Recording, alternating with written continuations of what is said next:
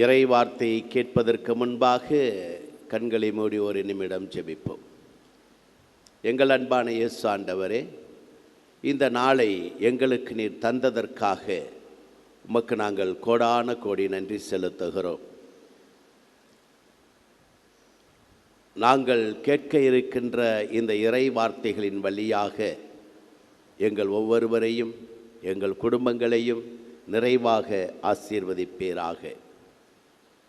மனிதன் அப்பத்தினால் மட்டுமன்று, கடவுளின் வாயினின்று வரும் ஒவ்வொரு சொல்லினாலும் உயிர் வாழ்கிறான் என்று சொல்லி இருக்கிறீரே. நாங்கள் கேட்க இருக்கின்ற இந்த இறை வார்த்தைகள் எங்களுடைய வாழ்க்கையிலே விடுதலையையும் மகிழ்ச்சியையும் சந்தோஷத்தையும் சமாதானத்தையும் நிறைவாக தருவதாக. பலவிதமான வேதனைகளோடு கஷ்டங்களோடு கண்ணீரோடு வந்திருக்கின்ற எங்களை அன்னை மரியே நீர் கண்ணோக்குவீராக. எங்களுக்காக உம் திருமகனிடம் பரிந்து பேசுவீராக. சிறப்பாக போர் மேகம் சூழ்ந்திருக்கின்ற எல்லா நாடுகளையும் உமது கரத்திலே இந்த காலை வேளையிலே ஒப்புக்கொடுக்கிறோம். சமாதானத்தை நீர் அந்த நாடுகளிலே அருளும்படியாய் நாங்கள் அனைவரும் மனமுத்து ஜெபிக்கிறோம். எங்களுடைய நாட்டிலிருந்து எங்களுடைய தேசத்திலிருந்து அந்த தேசங்களிலே பணிபுரிந்து கொண்டிருக்கின்ற ஒவ்வொருவருக்கும் நீர் பாதுகாப்பையும் தர வேண்டும் என்றும் நாங்கள் இந்த நேரத்திலே உம்மை நோக்கி மன்றாடுகிறோம். தொடர்ந்து எங்களை ஆசீர்வதிப்பீராக. இயேசுவின் நாமத்தில் ஜெபிக்கிறோம் எங்கள் நல்ல தந்தையே, ஆமீன். இயேசுவில் அன்பான சகோதர சகோதரிகளே, அன்னையின் பக்தர்களே, கடந்த வாரத்திலே தூத்துக்குடி மறைமாவட்டத்தைச் சேர்ந்த ஆலந்தலை என்ற பங்கிலே திரு இருதய ஆண்டவர் திருத்தலத்திலே 3 நாட்கள் ஜபக்கூட்டம், தவசு காலத்தினுடைய ஜபக்கூட்டத்தை நடத்த சென்றிருந்தேன். 3வது நாள் இறுதியிலே ஒரு தாய் என்னிடம் ஓடி வந்தார்கள். ஃபாதர், என்னுடைய மகனுக்காக ஜெபிக்க வேண்டும் என்றார்கள். ஏனென்றே அப்பொழுது அவர்கள் சொன்னார்கள், என்னுடைய மகன் அரபு தேசத்திலே வேலை செய்து கொண்டிருக்கிறான். சிறப்பாக அவன் அமெரிக்க தூதரகத்தினுடைய கட்டடத்தினுடைய அருகிலேதான் அவன் வாழ்ந்து கொண்டிருக்கிறான். கடந்த இரவிலே குண்டுமலையானது அந்த அமெரிக்க தேசத்தினுடைய கட்டிடத்தின் மேல் விழுந்ததினாலே இவன் பயந்து போயிருக்கிறான். 2 முறை அவனோடு தொடர்பு கொண்டு பேசினேன். அதன் பிறகு என்னால் அவரோடு தொடர்பு கொண்டு பேச முடியவில்லை. ஃபோனிலே சுவிட்ச் ஆஃப் என்று தான் வருகிறது. எனக்கு என் மகனை பற்றி மிகுந்த கவலையாக இருக்கிறது. ஆகவே நீங்கள் எனக்காக ஜெபிக்க வேண்டும் என்று அவர்கள் கண்ணீரோடு கோரினார்கள். எனக்கு மிகவும் பரிதாபமாகத்தான் இருந்தது. அவர்கள் மட்டுமல்ல, நம்முடைய தேசத்திலிருந்து அநேகம் பேர் இப்படியாய் வளைகுடா நாடுகளிலே பணிபுரிந்து கொண்டு இருக்கிறார்கள் என்பது நாம் அனைவருக்கும் தெரியும். அன்பான சகோதர சகோதரிகள், இந்த உலகத்திலே வாழுகின்ற நம் ஒவ்வொருவருக்குமே ஏதாவது ஒரு துன்பம், ஏதாவது ஒரு கவலை, ஏதாவது ஒரு வேதனை, ஏதாவது ஒரு வியாதி, கண்ணீர் வந்து கொண்டே இருக்கிறது. நாம் விரும்புகின்றோமோ விரும்பவில்லையோ, துன்பங்கள் நம்முடைய வீட்டின் கதவை தட்டி கொண்டே தான் இருக்கிறது. அதிலே மாற்று கருத்து இல்லை. இங்கே அன்னையினுடைய பாதத்தை நாம் தேடி வந்திருக்கின்றோமே. நம்மிலே கவலை இல்லாதவர்கள் என்று யாராவது ஒருவர் சொல்ல முடியுமா? முடியாது. ஏதாவது ஒரு கவலை, ஏதாவது ஒரு துன்பம், ஏதாவது ஒரு வேதனை ஒன்று போக ஒன்று வந்து கொண்டே இருக்கிறது. இன்றைய நற்செய்தியிலே கூட இயேசு கூட தன்னுடைய துன்பங்களை தன்னுடைய சீடர்களிடம் தனியாக அழைத்து அவர்களிடம் பகிர்ந்து கொள்ளுகின்றார். நாம் எருசலேமுக்கு போகின்றோம். அங்கே நான் துன்பப்பட போகிறேன், வேதனைப்பட போகிறேன், என்னை சாட்டையால் அடிப்பார்கள், என்னை அவமானப்படுத்துவார்கள், என்னுடைய முகத்திலே துப்புவார்கள், என்னை சிலுவையிலே அறைந்து விடுவார்கள், நான் சிலுவையிலேயே மரித்து விடுவேன், ஆனால் 3 நாட்களுக்கு பின் உயிர்த்தெழுவேன் என்றெல்லாம் சொல்லி கொண்டிருந்தார். இது 3வது முறையாக தன்னுடைய சீடர்களிடம் சொல்லுகின்றார். ஆனால் சீடர்களுக்கு அதை பற்றிய கவலை இல்லை. அவர்களுடைய கவலை எல்லாம் இந்த உலகத்தை பற்றித்தான் இருந்தது. தங்களிலே யார் பெரியவர், தங்களுடைய அதிகாரம், தங்களுடைய பதவி, இவற்றை பற்றித்தான் அவர்கள் அதிகமாக கவலைப்பட்டு கொண்டிருந்தார்கள். அன்பானவர்களே, நம்முடைய வாழ்க்கையிலும் கூட நமக்கு துன்பங்கள் வருகின்ற பொழுது, வேதனைகள் வருகின்ற பொழுது, கஷ்டங்கள் வருகின்ற பொழுது நாம் யாரை நோக்கி பார்க்க வேண்டும்? நம்முடைய கடவுளை நோக்கித்தான் பார்க்க வேண்டும். ஏன் அவரை நோக்கி பார்க்க வேண்டும்? ஏனென்றால் உதவி எனக்கு அவரிடமிருந்து தான் வரும் என்று திருப்பாடலின் ஆசிரியர் கூறுகின்றாரே. ஆகவே நமக்கு உதவி மனிதர்களிடமிருந்து வருவதில்லை, நமக்கு உதவி கடவுளிடமிருந்து தான் வர முடியும். அவர் விண்ணகத்தை திறக்கின்ற பொழுது நமக்கு உதவிகள் ஏராளமாக வருகின்றது. சரி, அது போகட்டும். இன்றைய நற்செய்தியிலே புனித யாகப்பரும் யோவானுடைய தாய் இயேசுவிடம் வருகின்றார். இயேசுவிடம் வந்து ஒரு கோரிக்கை ஒன்றையும் வைக்கின்றார். நீ அரசாட்சி செய்கின்ற பொழுது என்னுடைய மகன்களிலே ஒருவர் வலப்புறமும் இன்னொருவர் உமது இடப்புறமுமாக அமர வேண்டும் என்ற கோரிக்கையை விடுக்கின்றார். ஏன் அப்படி ஒரு கோரிக்கை? ஏனென்றால் அவர்கள் நினைத்தார்கள் இயேசு ஆண்டவர் அரசியல் மெசியா. அவர் இந்த உலகத்திற்கு இஸ்ராயல் மக்களை ரோமையர்களின் அடிமைத்தனத்திலிருந்து விடுவித்து அவர்களுக்கு விடுதலை கொடுப்பதற்காகவும் அவர்களை இந்த நாட்டிலே ஆட்சி செய்வதற்காகவும் வந்திருக்கிறார் என்று இவ்வுலக சிந்தனையிலே அவர்கள் கேட்கிறார்கள். ஆனால் உண்மையில் அப்படி அல்ல. அதை அவர்கள் பின்னால் புரிந்து கொள்ளுகின்றார்கள்.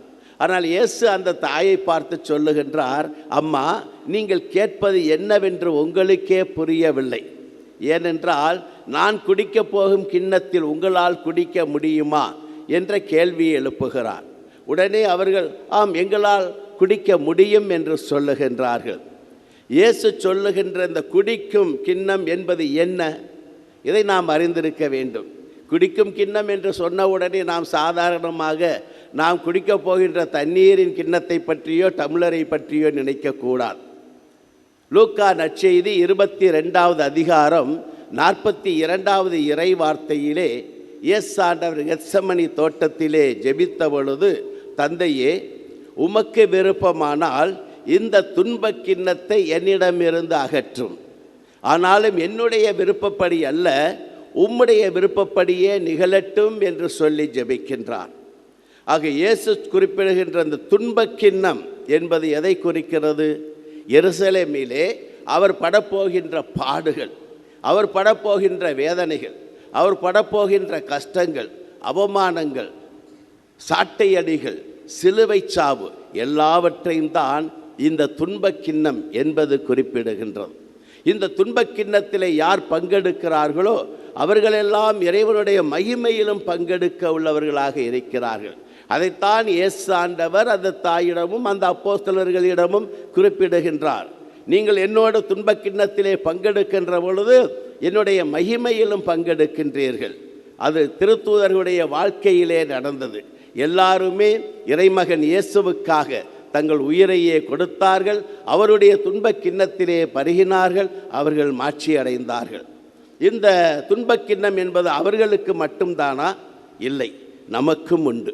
நம்முடைய துன்பங்கள், நாம் படுகின்ற வேதனைகள், நம்முடைய கஷ்டங்கள், கண்ணீர்கள் எல்லாவற்றையும் ஆண்டவருடைய சிலுவையோடு ஒப்படைத்து அவருடைய துன்பக் கிண்ணத்திலே நாம் பருகின்ற பொழுதெல்லாம் அவருடைய மாட்சியிலும் அவருடைய மகிமையிலும் நாமும் பங்கெடுக்க முடியும். ஆகவேதான் நம்முடைய துன்பங்கள் எல்லாம் வீணான துன்பங்கள் அல்ல.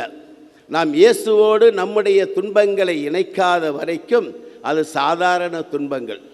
அது நம்முடைய வாழ்வை அழித்துவிடும். மாறாக எப்பொழுது நம்முடைய துன்பங்களை இறைமகன் இயேசுவினுடைய சிலுவையோடு ஒப்பு கொடுக்கின்றோமோ அப்பொழுது இந்த துன்பங்கள் எல்லாம் இறைவனுடைய ஆசீரை நமக்கு பெற்றுத் தருகின்ற வாய்க்கால்களாக மாறிவிடுகிறது. வேதாகமத்திலே எத்தனையோ மனிதர்கள், கடவுளுடைய மனிதர்கள் இந்த துன்பக் கிண்ணத்தின் வழியாக இறைவனுடைய நிறைவான ஆசீரை பெற்றிருக்கிறார்கள் என்பதை நாம் அறிய முடியும். உதாரணத்திற்கு ஒன்றை மட்டும் உங்களிடம் சொல்லுகின்றேன். யோபு ஆகமத்திலே யோபுவை பற்றி நாம் நிறைய படிக்கிறோம். இந்த யோபுவினுடைய வாழ்க்கையிலே அவர் ஒரு மிகப்பெரிய பணக்காரராக வாழ்ந்தார். 7000 மாடுகள், 3000 ஒட்டகங்கள், 500 ஏறு மாடுகள், 500 கழுதைகள், அநேக வேலைக்காரர்கள், 10 பிள்ளைகள் என்று அவர் மிகப்பெரிய ஒரு செல்வந்தனான ஒரு குடும்பமாக இருந்தார். ஆனால் சாத்தான் சோதித்த பொழுது அவர் எல்லாவற்றையும் இழந்து போனார். அவரை துன்பமானது நெருக்கியது, வேதனை நெருக்கியது. ஆனாலும் கூட இறைவன் மீது கொண்டிருக்கின்ற விசுவாசத்தை அவர் இழந்து விடவில்லை. மாறாக கடவுளை நோக்கி இன்னுமாய் நம்பிக்கையோடு தான் இருந்தார். அவர் கூறினார், நான் இந்த உலகத்திற்கு வருகின்ற பொழுது வெறுங்கையோடு தான் வந்தேன், திரும்பவும் இந்த உலகத்தை விட்டு செல்லுகின்ற பொழுது வெறுங்கையோடு தான் திரும்பி போவேன். ஆண்டவர் கொடுத்தார், ஆண்டவர் எடுத்துக்கொண்டார், அவருடைய திருப்பெயர் வாழ்த்த பெறுவதாக என்று குறிப்பிடுகின்றார். ஆம் அன்பானவர்களே, இந்த யோபானவர் தன்னுடைய நண்பர்கள் தம்மை குறித்து குறைவாக பேசிய பொழுது, திருப்பிட்ட பொழுது அவர்களுக்கு எதிராக பேசவில்லை, மாறாக அவர்களுக்காகவும் ஜெபிக்கின்றார்.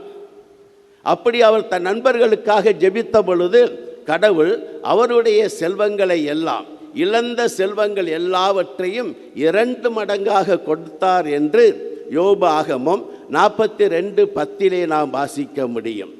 ஆம் அன்பானவர்களே, நம்முடைய உலகத்திலே, இந்த உலகத்திலே நாம் படுகின்ற வேதனைகளை எல்லாம், கஷ்டங்களை எல்லாம் இறைவனிடம் ஒப்படைக்கின்ற பொழுது அவர் நமக்கு 2 மடங்கான ஆசீர்வாதங்களை திரும்ப தருகின்றார்.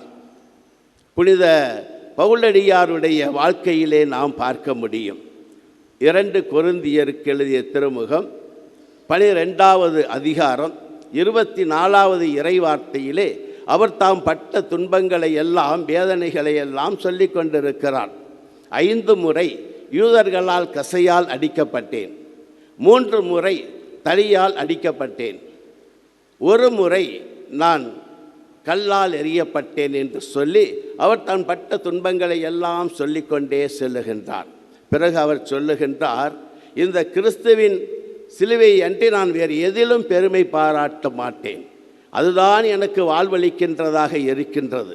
இந்த இயேசுவினுடைய சிலுவையானது யூதர்களுக்கு தடைக்கல், கிரேக்கர்களுக்கு மடமை, ஆனால் நம்புகின்ற நமக்கோ அது வல்லமையும் ஞானமுமாய் இருக்கிறது என்று குறிப்பிடுகின்றார்.